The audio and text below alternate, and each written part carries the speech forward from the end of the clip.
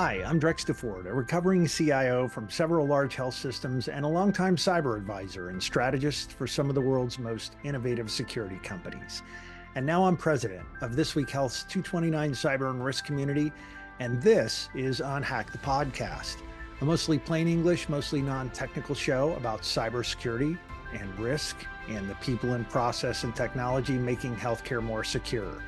And now this episode of UnHack the podcast. Hi, I'm Drex, and this is UnHack the podcast. We spend some time hanging out with some pretty cool people, and today is absolutely no exception. Hi, Matt Christensen. How are you doing, and what's going on out toward Intermountain Way? Hey, Drags. Thanks so much for having me. Doing great. We're just staying busy. That's the easiest way to describe what's going on at Intermountain is we're busy. You guys are always busy. There's always something interesting happening out there. You're always on the cutting edge. You have a lot of cool stuff happening. You're in the Eric Decker team, so there's no shortage of excitement because of that. Tell me a little bit about your background and what you're doing now, what your job is and what that entails, and just give me some insights into the work that you're doing. Sure, you bet. So I've been in cyber now for about 16 years. My introduction to cyber came from a college professor who said, unless you have people going back to being honest, you'll always have a career in cyber. And that hit home with me early in the what do I do phase of my undergraduate. I was actually in entrepreneurialism and marketing. Those were my two majors. And then I took an IT class and had this amazing professor that just opened the world to me around cyber, changed everything. But yeah, Dr. Randy Boyle, give him a shout out. You know, what I do on the day-to-day, so the way that Intermountain has broken up our cybersecurity team is in pillars and in services. So the services that I have stewardship over, we call assurance. So think of governance, risk, compliance. You've got disaster recovery in there. You have training and education. And then the other area would just be our mergers and acquisitions and divestitures. All of that ultimately rolls up into what I do on a daily basis. And you mentioned Eric. I have to say, yeah, to have him as my direct boss and Intermountain CISO has just been incredible. The leadership that he brings is just phenomenal. There are so many things I want to talk about with you. Let's start with just you and Eric and the HSCWG. And I feel hugely fortunate to be a member and to be involved and to be able to see the work that you all are doing and talk about the work that you all are doing. But is your membership in CWG something where you got pulled in by Eric on something, or is it something that you've been involved in for a while? How'd that come up? Because you're running some of the groups. You've been actually a group lead on. So Eric he's not the leader to force anyone into something. One of his greatest strengths is let you know of the opportunities and then you decide if you want to do anything about with it. Yeah, one of the groups that I'm working on right now is just the enterprise risk management, just writing guidance for how can small, medium, large practices roll out ERM and how can they be successful specifically since it's not just cyber focused. So that's one area that we're working on. Another area that I just barely got looped into is actually where we're defining what systemic risk is. So it's going to upend the way that I think organizations and specifically in healthcare do third-party risk management. So instead of just focusing on a one-to-one relationship, you with the vendor, it's what about all those fourth, fifth, sixth party dependencies that we all rely on, or at least our third parties rely on. Our world was opened last February with a large cyber incident, right? When one major player got taken out and we all saw that downstream effect. So that's what this working group is really focused on, is just honing in on the critical areas in the delivery of care, that ecosystem, and then honing back on how can we protect not just one vendor, but the entire system. Hence the name systemic risk. Yeah, it makes sense. There are partners that we are all plugged into. And when those partners have problems, we all have problems. And 2024 was like the year that just showed us that over and over again. In multiple industries, airlines took a huge hit with a particular single point of failure, right? Healthcare took their hit as well. So, yeah.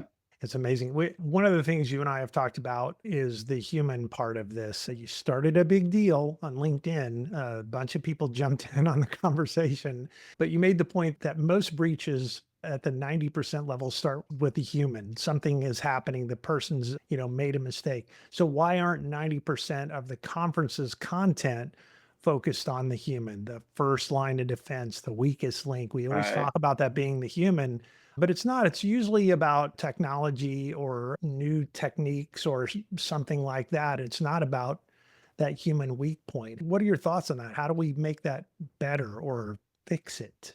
That was an interesting post because you always wonder how the committee will take certain provocative statements. Do I believe that 90% of the conferences should have 90% of the content be focused on securing the human? I don't.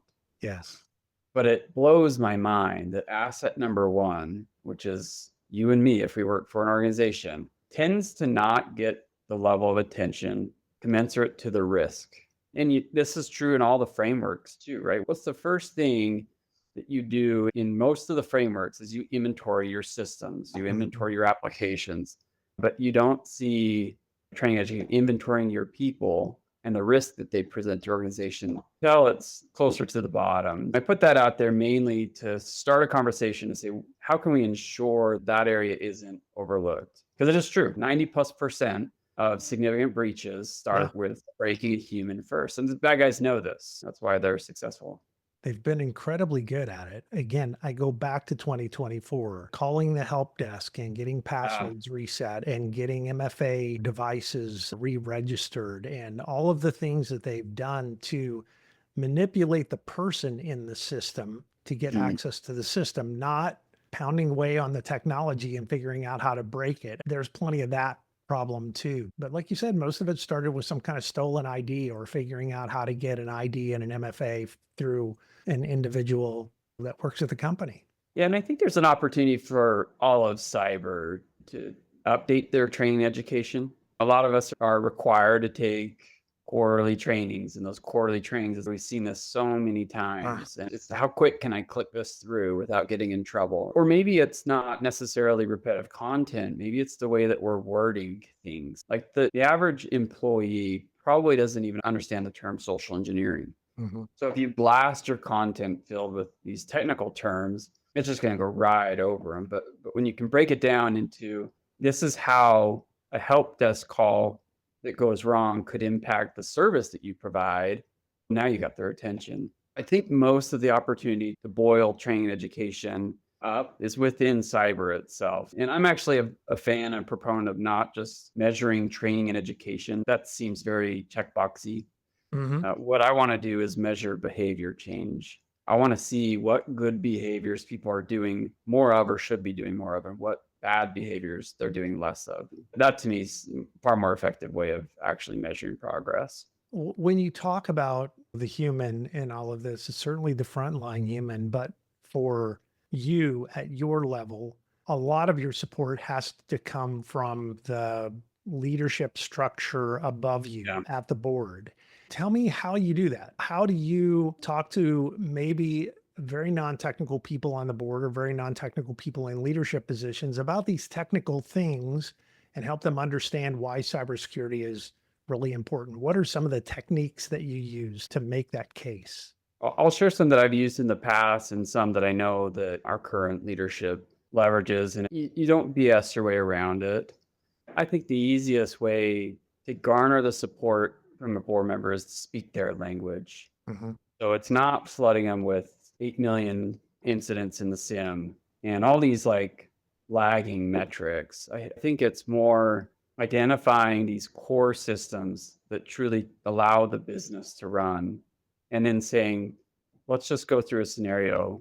These systems are down for a prolonged period, not hours or days, but potentially weeks or months. Sure. Now, how do you run your business? And what does that mean if we have to completely rebuild? How do you continue to deliver care in our world versus we have to divert? And I think when we can speak at that level and not just theoretical, but plan it, build it, exercise it, Mhm. actually take the things down. Now you're talking their terms, which is how does this impact our customers? What does that do to the communities we serve? There's a whole bunch of scenarios there, but I think that's the easiest way. And it isn't easy. That is hard work. Anyone that claims to do that in a short period of time is probably just exercising or having a workshop, Mhm. not actually focusing on operational resiliency.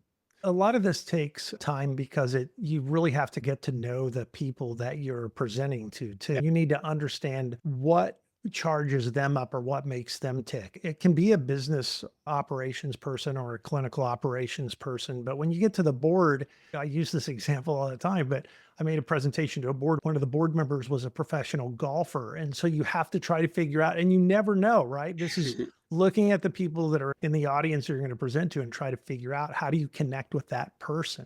Like you said, that's not easy. It takes a lot of work. Yeah, unfortunately, in my role, that is something they're smart enough to send Eric to, they're going to send the CISO for that. But that is, he doesn't just play the game. I don't think any wise CISO would, how can you swoon your way to the board members? I think the smartest CISOs first are collaborating with their chief information officers or the equivalent, right? That way, together, they're telling a compelling story, and it's not two separate stories and two different priorities. And then it's teaming with your peers across that organization so that truly it's not just CISO. In fact, one of the best success metrics is when you have a board member bring up cyber, or when you have someone presenting the board about a risk to cyber. It's not coming from the CISO. Now I think you've reached an optimum level. Yeah, I think that's a great indicator. I wanted to ask real quickly about this. I saw that you presented something a while ago called the Firehouse Can't Burn Down. And we have all these fires going on in Southern California right now. And for some So reason, sad. it is terrible. We all have friends down there that have lost clinics. I talked to a friend of mine earlier in the week, and one of the clinics in their health system had burned to the ground. Folks are being evacuated. It's crazy. But it caused me to think about, just name wise, it caused me to think about this presentation. And it sounds like there's a little bit of a story there, and I'd like to hear it. I live in a rural town where multiple times every week, our family been able to watch this firehouse forest complete now. Never been able to watch a building built like this, erect like this, and see all of the steps that have taken. So then I started doing research because I noticed they don't use wood studs in a firehouse. It's all steel. And I noticed that they layer the outside with multiple layers of, I would assume, I don't know this to be fact, but I would assume it's some kind of a fire retardant insulation, and it's meticulously placed. It's not just a roll or a blow in, it's very prescriptive squares. And so I started doing some research, and I was like, how often do firehouses actually burn down? Oh, and then they spray the whole thing with this black retardant on it. And I found that in Germany last year in October, there was a firehouse, didn't burn to the ground, but it was $20 to $25 million in damage. They lost 12 of their vehicles and their fire hall and everything. And when asked why the fire alarm didn't go off at the firehouse, they said experts determined that the fire alarm was not necessary at a firehouse. So here you have a scenario where you've got people that they live, breathe, putting out fires. Surely if they smell smoke, something goes awry, they're going to be able to put it out. It's the fireman's job to do that. But in this case, it didn't happen. They lost $25 million for not putting in a few $1,000s worth of monitoring. And so I got thinking about this, that in cyber, we can't let the firehouse burn down. It has to be programmatically sound. There are just non-negotiables. You have to build a program a certain way. Otherwise, you're going to have incidents and not even know it. So that was the talk that I gave at a conference. And I literally, it was one slide, and I showed a picture of this firehouse being built, and we had some great discussions around it. But I think it just goes to show you can never be too sure. Don't skip the most fundamentals. That's typically where we get burned. Yeah. The basics, it is, if you look at the stats and you look at how we are attacked, a lot of times it's just if we did the basics, we Yeah. probably could avoid most of it, or we would push them to somebody else who has avoided the basics. But the basics, it's the fundamentals. That's how we keep ourselves safe. I think about that Vince Lombardi, where it's, gentlemen, this is a football, and gentlemen, this is a football field. And my team gets so tired of hearing me say we got to master the fundamentals, because I think it's in those details that if you've been in cyber long enough, you can skirt around. I got that. You have that basic level of understanding. But if you want true programmatic growth and maturity, it's mastering those fundamentals. Yeah. And just building that foundation super solid. Sure. Hey, we'll do a little bit of maybe a lightning round here. This is maybe where folks get I'll get to know you a little bit better. The first one's kind of the bridge between work and personal, but what's your favorite metric? Whatever you want it to be.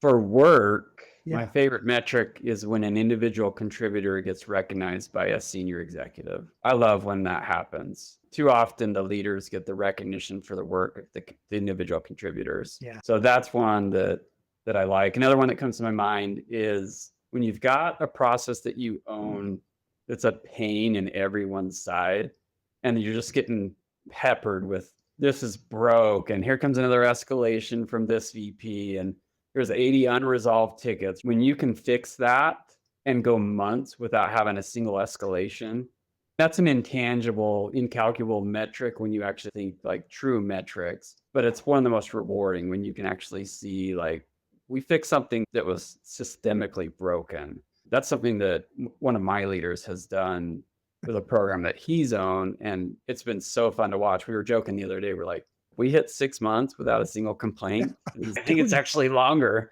Don't jinx it. Yeah. I remember at one point coming into a health system and it was part of a turnaround. And every time we had a downtime, we got an alert through email or our folk. We had a system and Right. everybody got alerted through Like email. Nagios or something. Yeah. Yeah. And so I used to print those out and just tape them on the wall inside of the door where when you open the door, 100 pieces of paper would flutter and it just drove everybody crazy. But it refocused everyone right on the, okay, what are we doing here that we have so many outages so chronically? And over time, the pieces of paper became fewer and fewer, but that, okay, there's no paper today. What's happening? It is a really good. It's interesting. I used to dot to the COO of our health insurance arm. And so I got to sit on his executive team and I was a part of his regular staff. And it was such a great learning moment for me. But he had something on his board that basically said, every call to our call center is a failure. In his world, he's COO, but had the CIO technically reporting to him as well. And he viewed that the notice or every call that came in, it was someone that couldn't resolve something and needed help. And so that was his reminder, bettering our systems, bettering how people log into our systems, the user experience. And I've always remembered that every call is a failure. Yeah. Okay, here's the next one. I know you're super busy. I really appreciate you taking time to do this.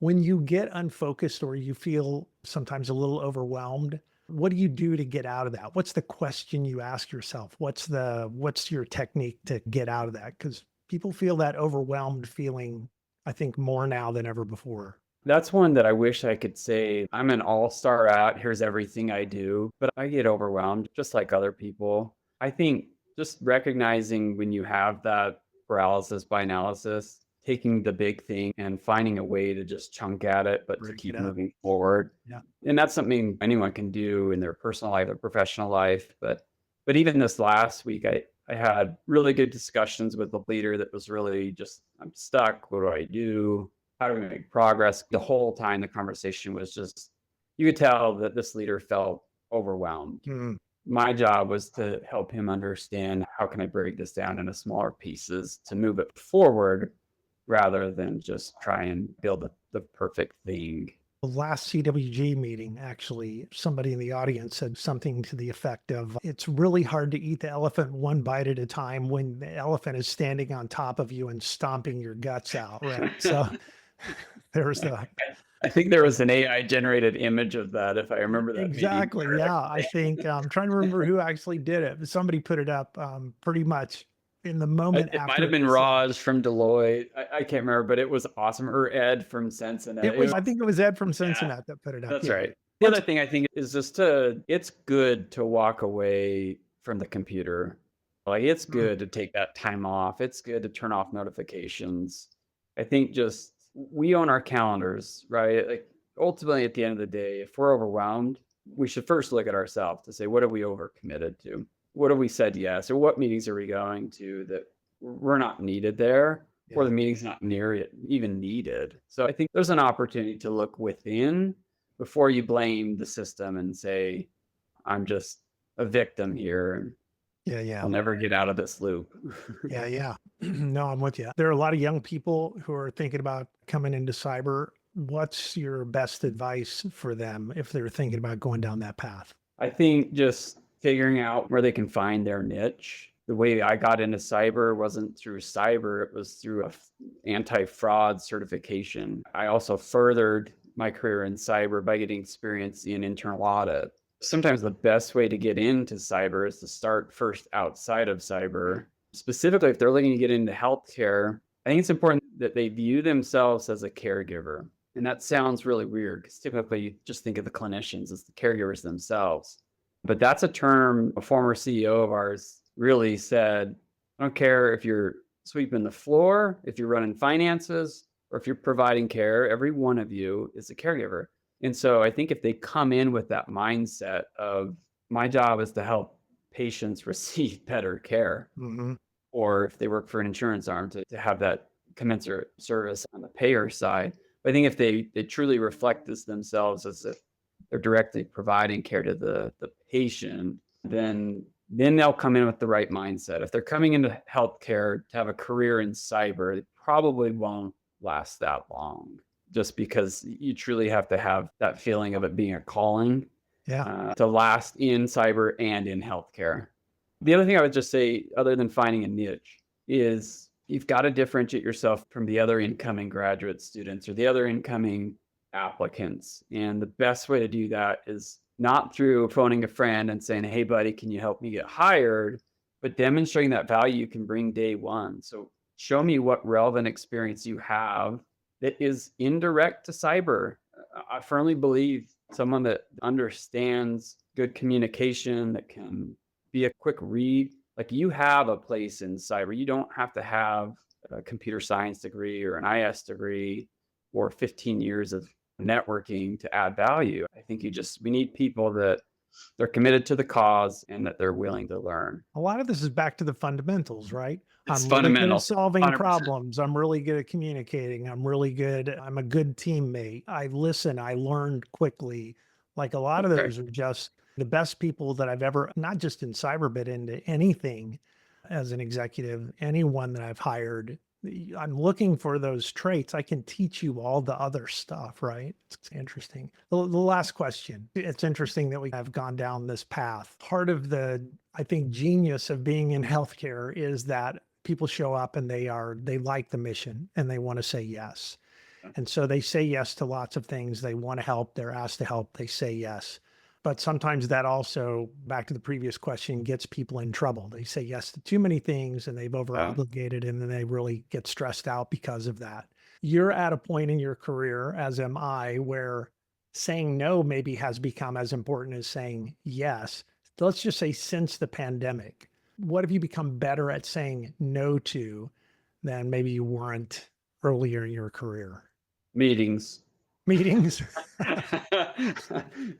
I think that's the very first thing that comes to my mind is we just fall into this cyclical rut of meetings is how we get work done. Now, if it's a working meeting, then I'll say yes to that Yeah. because at the end of the day, you just got one step closer to the objective. So that's certainly something I've become maybe not even just more regular with, but maybe more known for is hitting that decline button.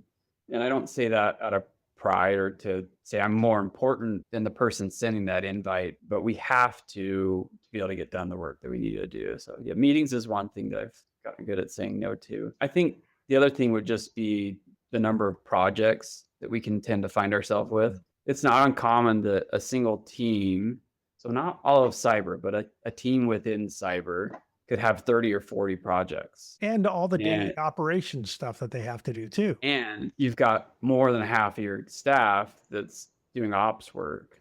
You've got 3 times more demand than you have capacity. I think culling that project list is just, it's so necessary. It feels so good when you just say, we're not doing this project and this is why. It also forces that conversation of saying, is the work we're doing, does it address the threats and the risks that we're faced with? Or is this a nice to have? So Mhm. those are the 2 that come to my mind. I like it. I like it. What haven't I asked you that I should have asked you while we were talking? If you got enough with personal, I'm good with that. I love that you asked advice for getting young people in, or not, maybe not even young, but just people who are new to cyber. I'm incredibly passionate about that. I devote a lot of my free time Yeah. to helping people break in. And I've seen some incredible success stories. And I'll share one example. It won't be, and I can't take any credit for it, but I saw an individual do a complete career shift. I don't know his age, but I'm guessing he's in his 50s. Did a complete career shift with zero cyber experience and literally started at ground up, took an apprentice position, and then has just proven time after time that his skills can add value in cyber. And he is doing incredibly well. And a quick read. It's just inspiring too. It's bettering the people who have 10 or 15 years experience, because they're like, oh, whoa. He And brings I've all seen this that other maturity to it too, right? All this other just work life experience. totally. Yeah, that's great. Totally. And I've seen that story time and time again. Anyway, without getting into all the details, I've helped a lot of people help themselves, I think is how I would say it. They just needed the guidance, whether they're law enforcement, military. I do a lot of work with women in cybersecurity, helping them get past that first interview, because half the time that's half the battle. It's how you even get the interview.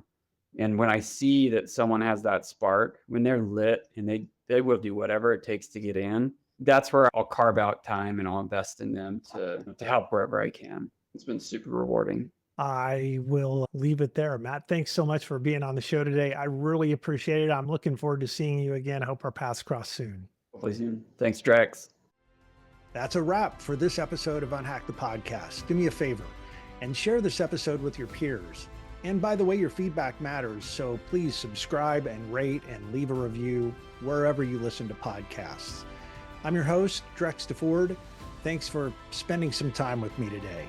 And that's it for UnHack the Podcast. As always, stay a little paranoid. I'll see you around campus.